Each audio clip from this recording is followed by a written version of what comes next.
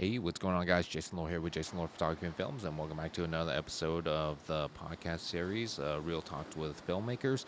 So, I hope everybody's doing great. I hope you guys are doing well and staying healthy, staying strong, and living a happy life. I know there's going to be some tough and stressful times, but I know you guys can all hang in there and keep up the good fight.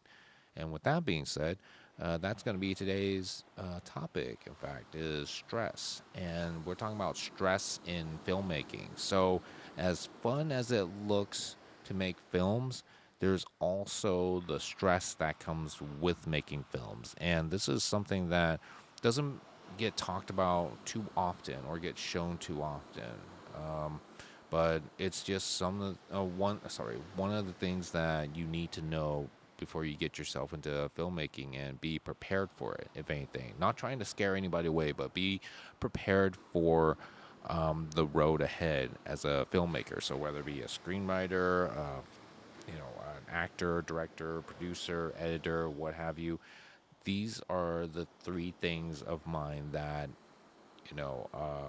Is a big stress in filmmaking. Now, every filmmaker is different. Everybody has their own uh, form of stress when making films, but these are my three that I think affects a lot of us as filmmakers.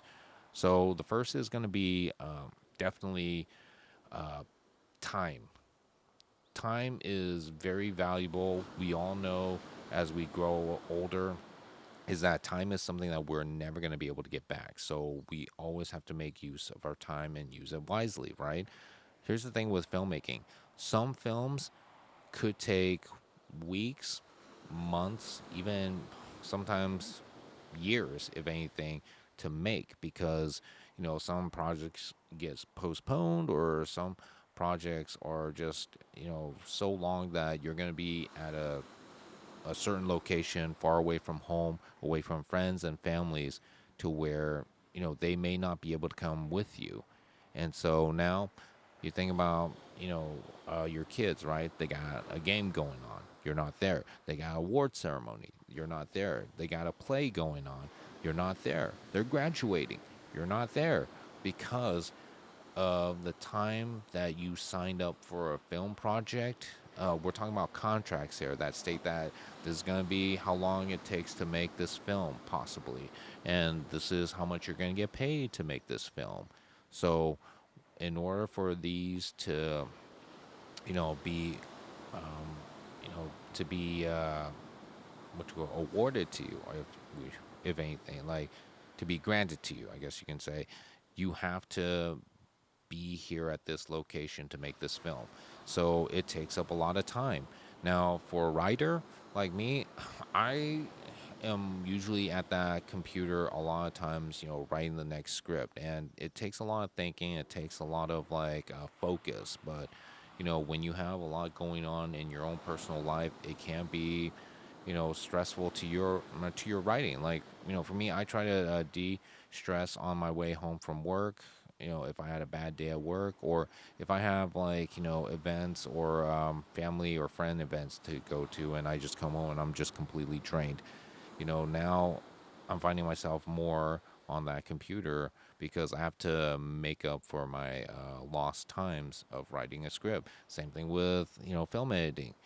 What I mean? It's like film editing takes a long time to do because of just separating the good shots from the bad, and then color correcting or grading or audio correction and all that. There's a whole bunch of factors to video editing that a lot of people just say, screw it, I'm just gonna pay somebody to do it for me. But if you don't got the money, then no, your butt is gonna be on that chair editing your videos, because if you don't edit your videos, you ain't gonna have content, and without content, you're not gonna have viewers or subscribers. So that's why editing for me, it takes so much time for just getting the final cut done. And so that's just um, a few examples. I mean, just like I said, you gotta be able to manage your time. That's my solution to that, is just managing my time with friends, families, and even for myself, for things that I want to do. is like just okay, this is going to be the time I'm going to be doing a YouTube video, this is going to be a time when I'm making my film, or this is the time I'm going to be editing a film and writing a screenplay, and then this is going to be time with my friends and family. So when you manage your time, it actually, I can't say it gets easier, but it does become more gosh, what's the word, balanced. I think that's the best way of describing it, is like just balance.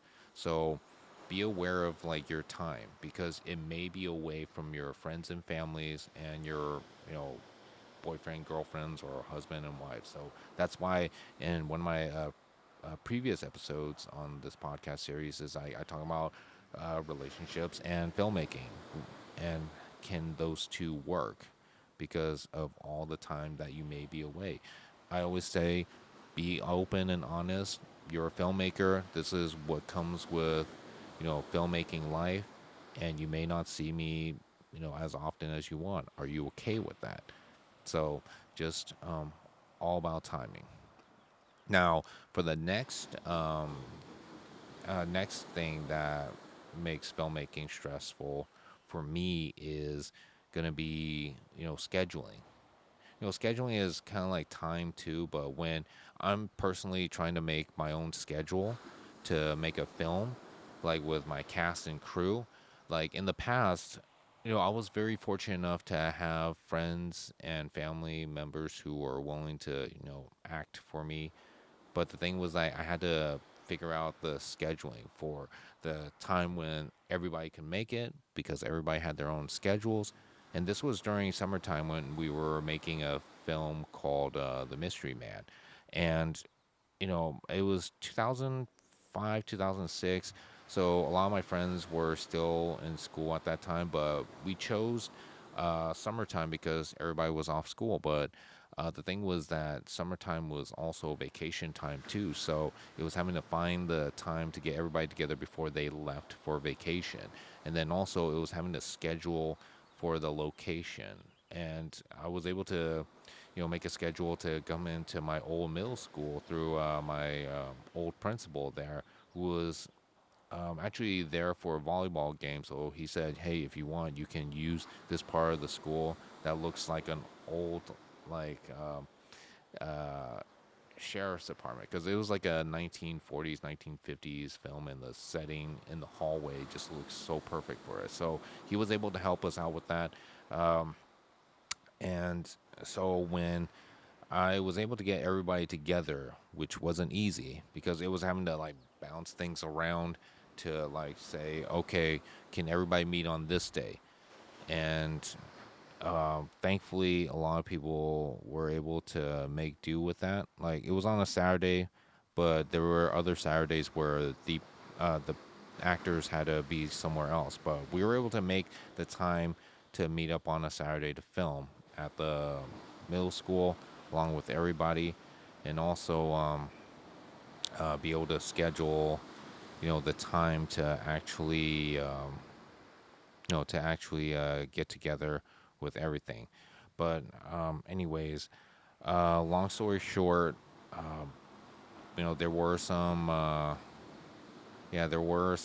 delays. There were a lot of reshoots, and it just took up way too much time. And you know, it all didn't go according to schedule. So we ended up postponing the film to, unfortunately, ending up like ending the project because everybody ended up going on vacation, and everybody had like family emergencies, and it just you know, it was just really hard because on me, because I was really determined to make this film, but then, you know, because of the scheduling of everybody else, like it just wasn't able to work.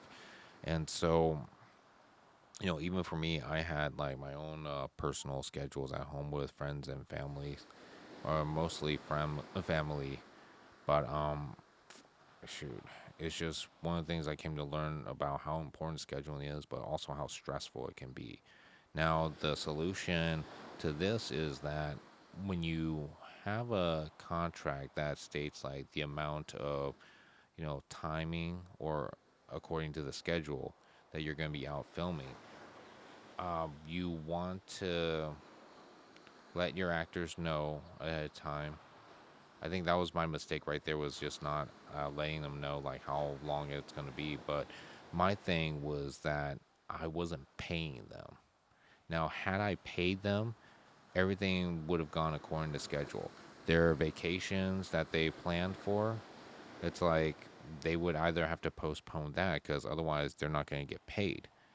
You know what I mean? Because that's a violation of the contract.